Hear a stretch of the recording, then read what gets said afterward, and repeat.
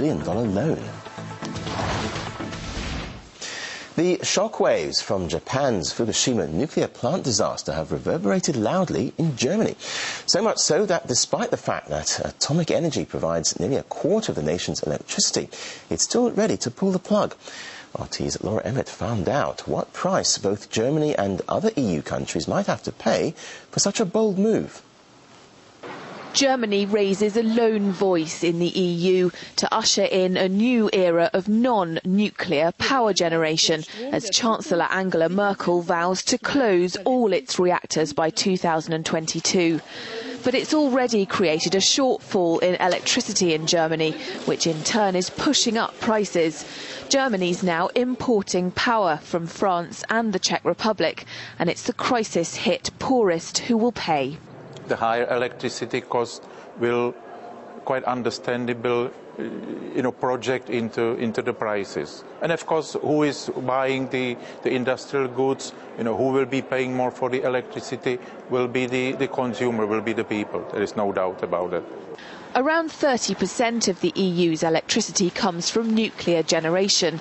So ironically, the electricity Germany ends up buying will be generated at nuclear power plants.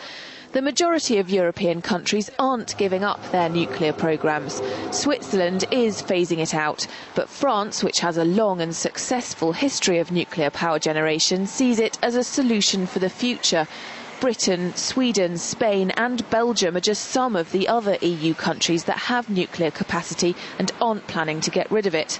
So closing down its own reactors won't stop Germany suffering from nuclear fallout in the event of an accident elsewhere in Europe. But the German Green Party is aiming high. We're planning that whole Europe is going to be nuclear free. At the moment, 13 of 27 nations in the European Union don't have any nuclear plants, so it's a lot, and we want to make them get off at the time, maybe 2030, and then everything's free. But are they aiming at the wrong goal?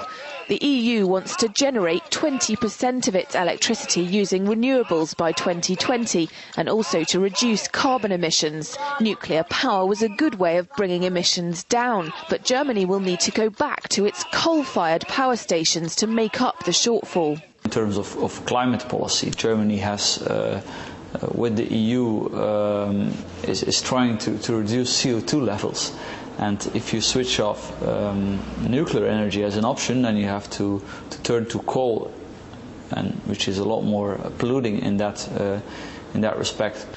Experts say the biggest price to pay in switching off nuclear power is the uncertainty of what will replace it in the short and long terms. How will it affect the gas price? What if biofuels grow in popularity, prompting poor communities to grow fuel crops rather than food? These are unknowns, although one expert said it could cost €3 trillion for the whole of Europe to start using green technologies. Here in the heart of the EU, there's consternation that such a big decision should be taken unilaterally by Germany, seemingly as a panicked reaction to the Fukushima disaster. But the fact is, Europeans are all in this together. If there's a nuclear accident, for example, in France, Germans won't be immune just because they're not involved in nuclear power anymore. And a German shortfall in supply will mean higher electricity bills for all European families, not just Germans. Laura Emmett, RT, Brussels.